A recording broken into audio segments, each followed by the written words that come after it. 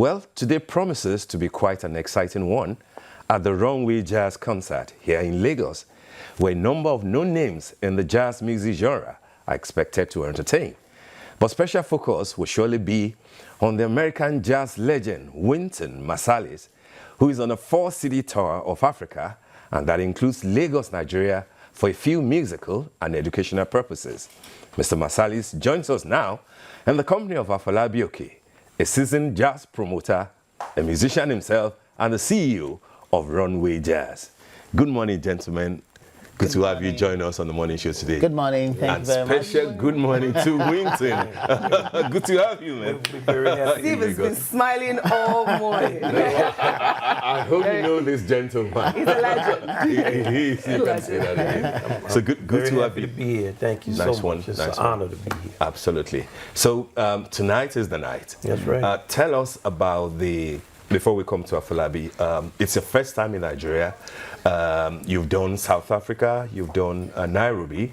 Now is the turn of Lagos before Ghana. Right. What's the experience like, and what do you think your fans in Nigeria will expect this evening at the concert? First, for us, for me and our orchestra, Jazz at Lincoln Center Orchestra, is fantastic. I'm from New Orleans. A lot of the traditions are the same. We've been greeted by musicians, drummers, playing trumpet players. That's how we grew up doing that. The climate, the weather, everything, the people, the attitude is like what we know from New Orleans, Louisiana. Yeah. And we have a piece called Afro that I wrote Afro. with a great djembeist and folklorist, Weedy Bremer. He's a great genius of all types of music, and we put it together in a long suite that encompasses rhythms and traditions from the entire diaspora. Wow. From the Caribbean, from South America, all regions that we know and have played with.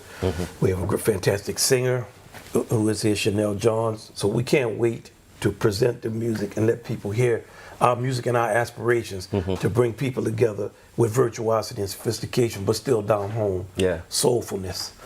And we can't wait. We can't wait. And you have And the ambassador has been taking care of us, the whom we've been treated so He well. knows how to do it. Oh, he is, man. He's done it. You have performed across the world. Yes, I ma'am. mean, this is your first time in Nigeria. First of all, Nigeria is one of the most vibrant cities in the world, and I'm sure that you can attest to that yes, since you've been here.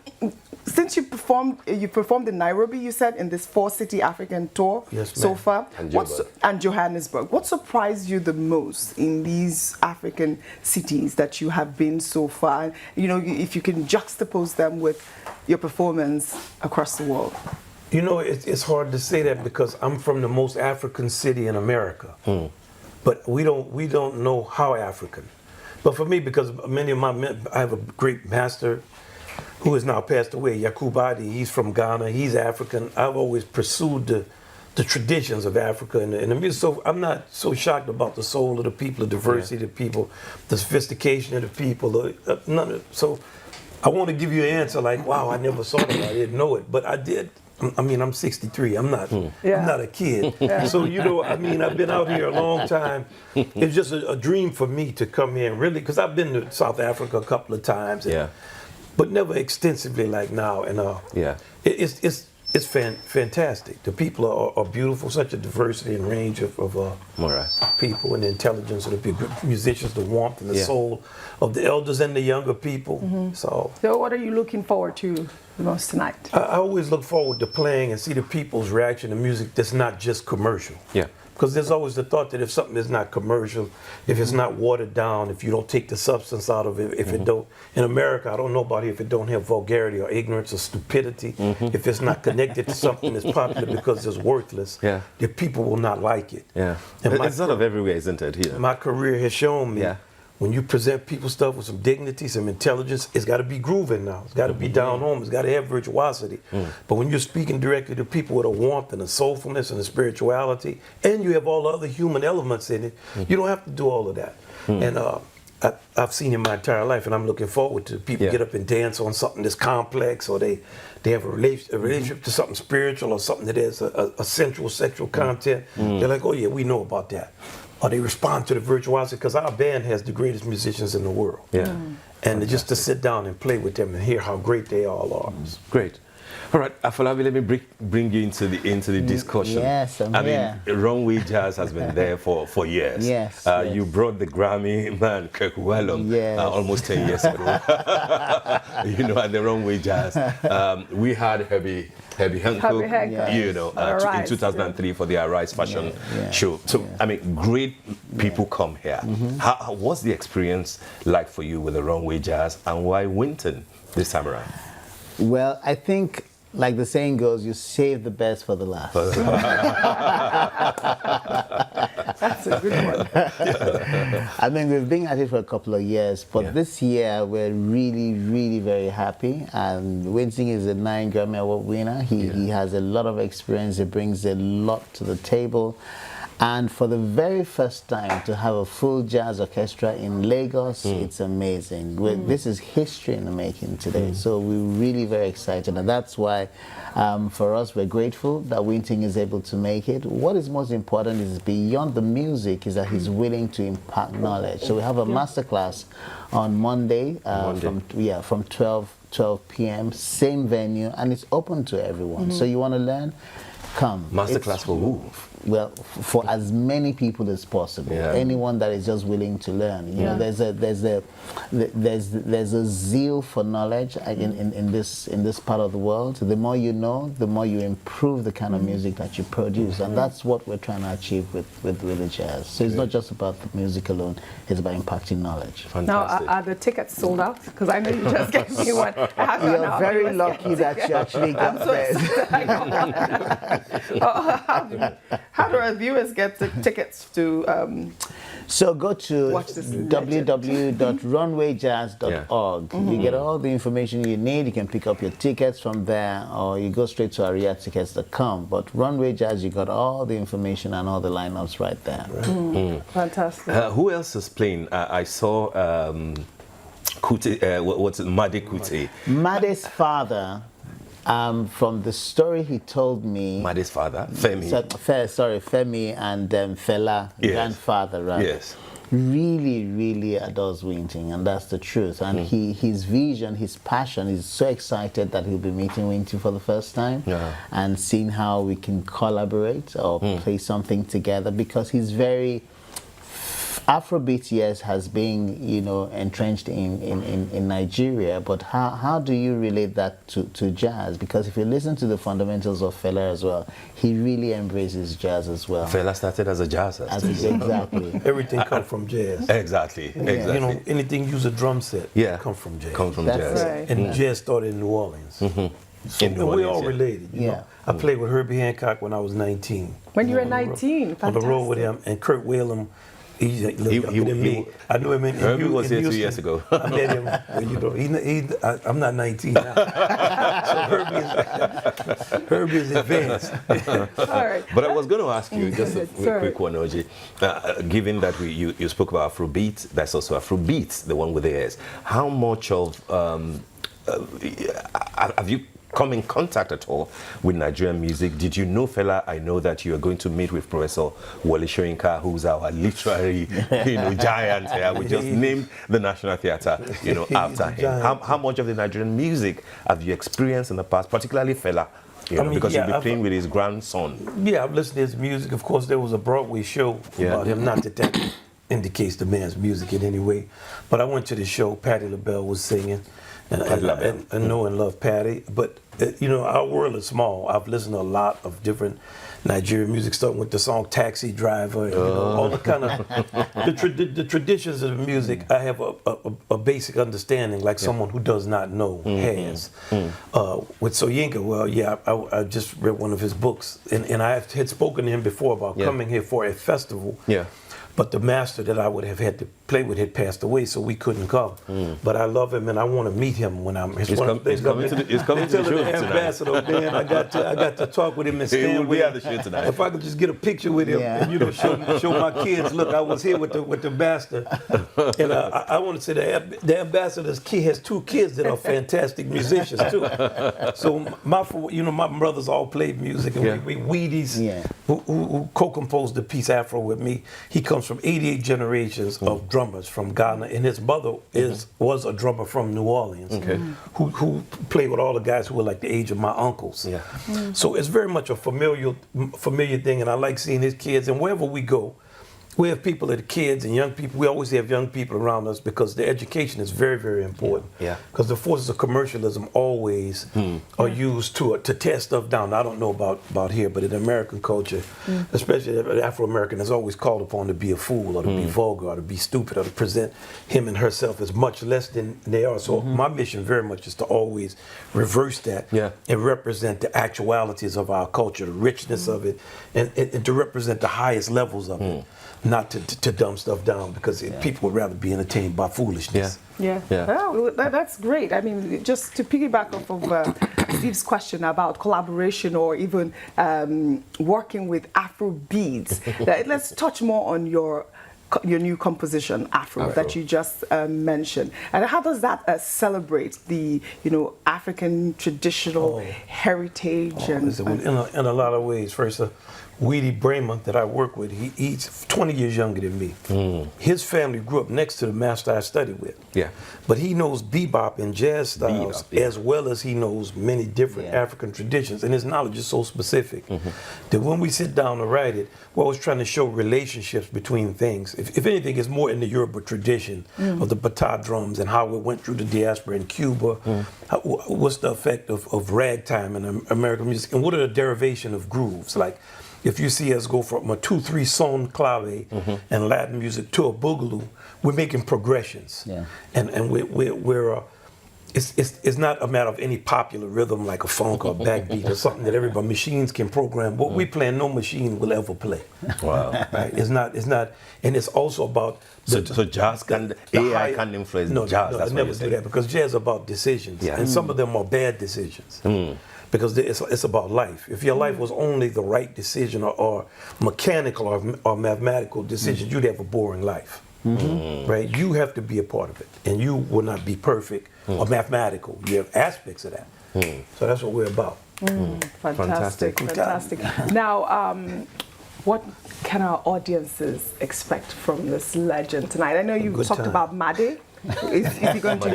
Yeah, he's on tonight, right? He's on tonight. Yes. Who else is on tonight? So we have Yinka Davies, we have Jerry Omole, then we have these amazing young kids, right? I really love to talk about them, called the Saxophone Hub, from age 6. Saxophone Hub Academy. Okay. Wow. From age 6, we start grooming these kids, right? And then up on, you see between 6 and 12, you see a 6-year-old play saxophone like an adult.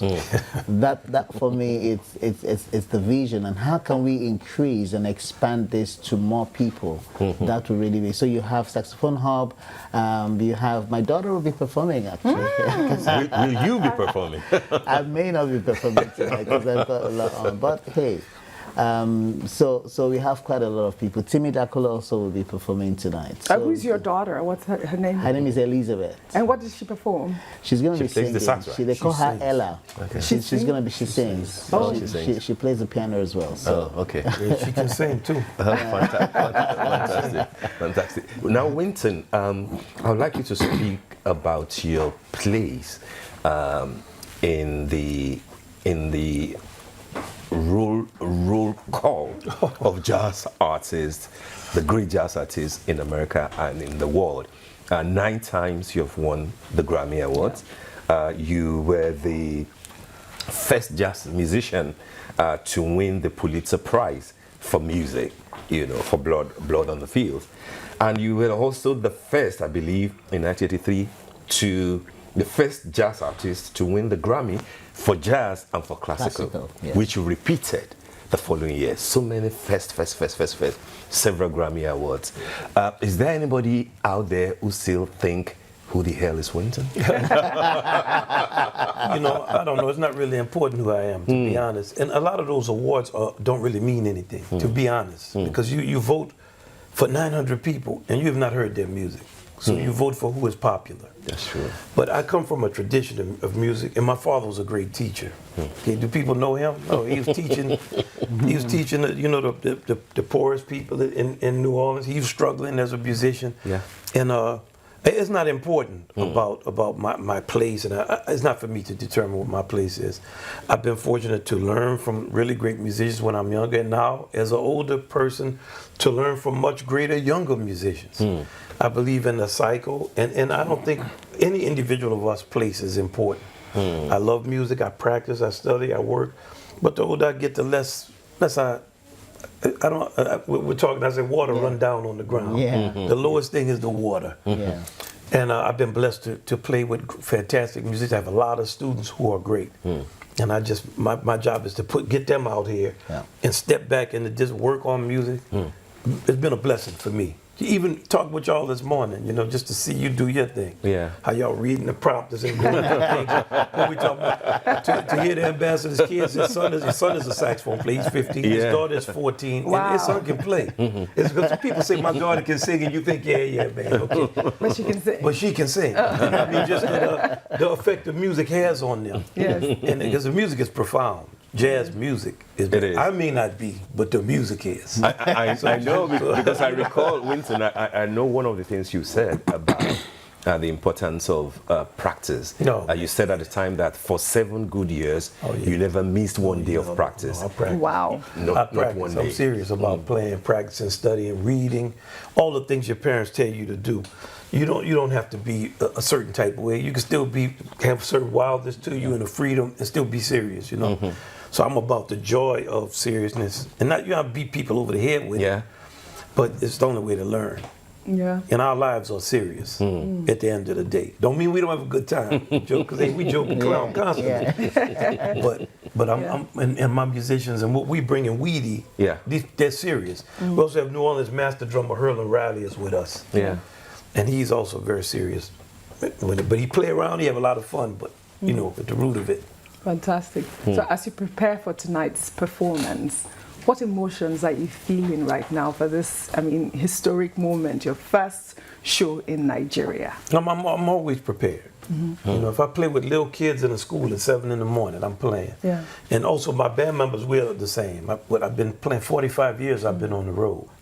So I take everything the same.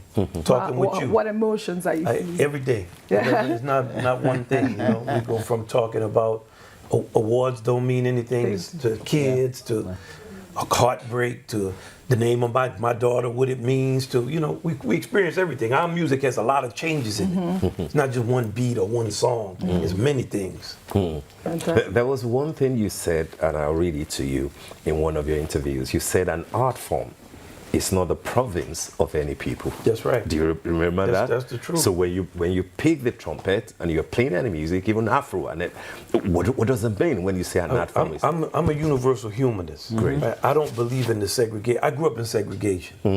So there's always a problem because you was something. My dad used to always say, who somebody is always more important than what they are. So I don't care what you are, you know. If you're something, great. You have money, great. You're poor, great. Who are you? And an art form, it talks about human fundamentals, birth, life, death, loss, heartbreak, discovery. These things are not only people in Nigeria do it, only people in America, only people in only women, only men. Now there are some things only women can do, only men can do. But those things are in a cycle. So it's my belief system, and I embrace all the people wherever I go with a feeling and a love and an embrace. And I want to see the world get to that place. Now we're a long way from there, but that is the aspiration of jazz and the greatest jazz musicians like Louis Armstrong, like Duke Ellington, like Monk, like Coltrane, and it's also what I aspire to. Any word on Miles Davis?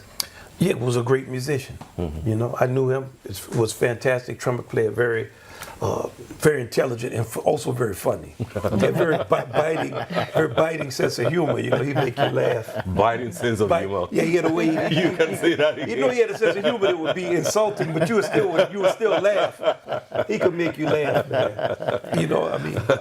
All right, Wynton Marsalis, we want to thank you. And Afolabi, okay. Thank you very much. Thank you for the good work you're doing. Of course, an event like this would absolutely promote the jazz landscape in Nigeria. So kudos to you on that. And I can't wait to see you perform tonight. I want you to see it. It's real jazz. Yes. Okay, we come in with the music. Yeah. Fantastic. Real music. Congratulations. Real music. Thank you. Just that we very didn't much ask for joining us. Aflabi about, the thing we missed in the past. Yeah. The International Jazz Day, Jazz Month and April thing. Well, it's back. It's back. That's why the theme for this year is timeless return. Timeless return. Yes. Fantastic. We're back. Well done. And thanks, Wynton. Thank you. Thank We'll you be so there this evening. Thank you for we'll your enjoy the kindness. great music. Thank you. All right.